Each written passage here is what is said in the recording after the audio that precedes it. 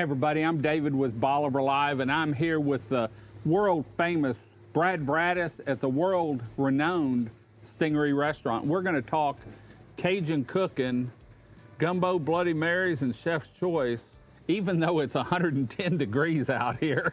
It is warm, but we always talk about what we talked about before, but never in detail. And David, we're talking about what's good about us, and he comes up with this famous for what? You said you were the one with the line of BS that was. Yeah, so and I don't he know. told me it wasn't that good. But he said your highlight, best thing you got going for you is your wife. Is your wife, yeah. And I agree with him. Yeah, you outkicked your coverage there. Yeah, let's talk about this thing in a little bit shorter version. That last one was a lot of fun. But I think Rich had about 3 or 4 Bloody Marys. Rich and I can talk. Don't put us together. We'll talk your anyway. We got this event coming up, our annual fishing tournament, Gumbo Cookoff. We've already got some teams signed up. We've got those folks from Liberty that want to come back and kick everybody's butt. We have got we have one for sure, possibly 2 teams from Lamar University already. And I heard there was some trash talking in the comments already between students and the teacher. It's starting. And that's the fun part, man.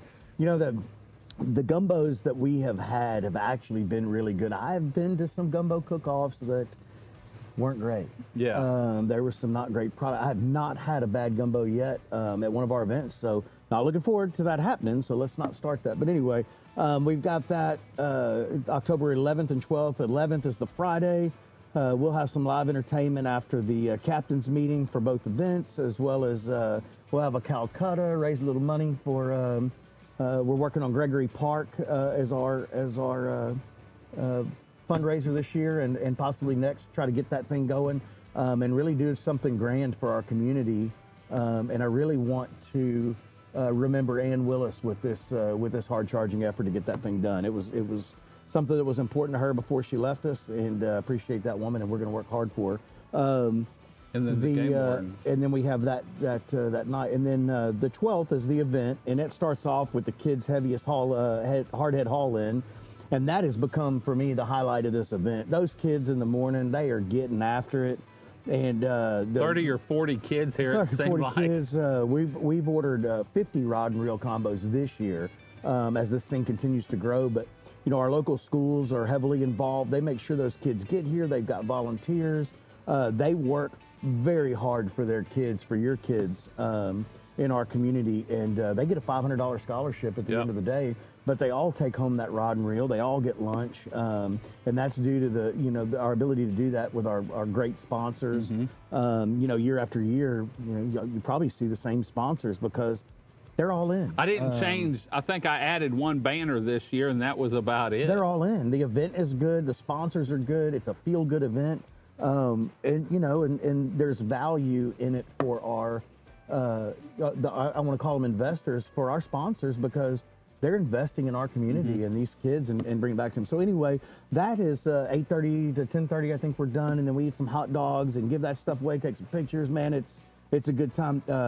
Gear Up for Game Wardens is another charity that we work with in fundraising.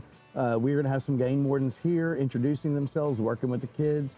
They're going to help them catch fish and show them that they're wards of the land, not so much just scary people that write tickets. And looking forward to them being involved with us this year.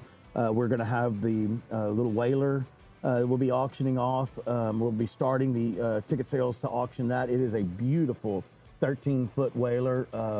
Jorgensen Marine went through and repowered, and Schultz Boats redid the boat. We have a new sponsor. I'm not ready today because I don't remember exactly who it is, but they're putting a sea deck in the bottom of this thing. Oh, man. You talk about fine. This thing is, anyway, you'll get to see that both days, maybe even earlier. We try to get that thing over here. One thing we're waiting on is that sea deck to finish up, a new trailer. Basically, it's a brand new boat, and a beautiful little boat anybody could add to the arsenal. Also, so when that's done, we've got Bloody Marys being stirred up. I think we start that at 11 o'clock. 11 o'clock, they turn those in. You can go by, visit with the Cookoff teams, check out their Bloody Marys before. They'll be working on their gumbo to turn it in by noon, and then I think 1 o'clock we have the Chef's Choice. So, you know, it's a full day of event from first thing in the morning till About 4 or 5. until we're all had too many Dr. Peppers probably, and time to go get a nap. And then all at the auction. same time, between turning of that food, the weigh-in for the fish, we've got a live and a silent auction going on. That's another thing. We have been just super blessed for people to bring all kinds of things for people to bid on and have fun. Again, I keep bringing these guys up from Liberty, man. They came up with a great idea last year. So Rich Corville and I have done this. Rich has done it way longer than I have, but when we get together and our auctions, there is an ice chest, okay? And you're not just buying an ice chest. You're not bidding on an ice chest. But there's something in that ice chest that everybody loves. Everybody loves. These guys from Liberty, they're bringing the ice chest back this year. They bought it last year. We're going to load that thing up again, and we're going to make that our ice chest every year. Every Just year. Kind of as a token. Now, there may be a second ice chest this year. We're looking at that. So we want to make this event bigger, better every single year, but most of all, we want value for our sponsors, for our visitors, for our contestants. It needs to be a lot of fun and know exactly what we're doing with that money for these kids. And again, really, we're kind of still back on the kids theme with that park, getting that done.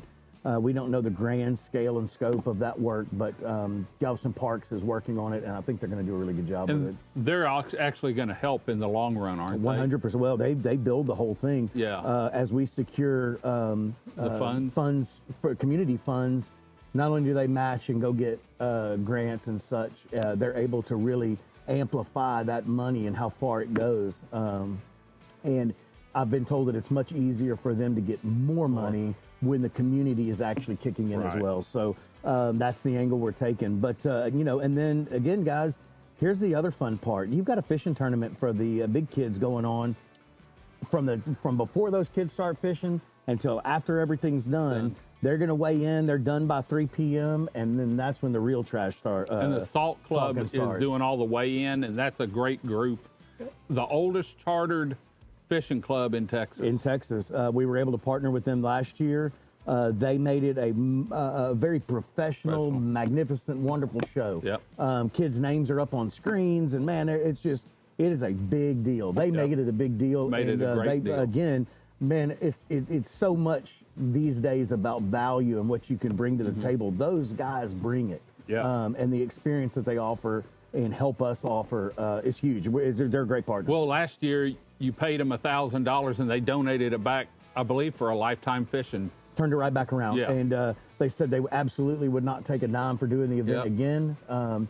They would do the exact same thing, if not find the ability to do more themselves. Great. So we had, was it 5 or 10 last year?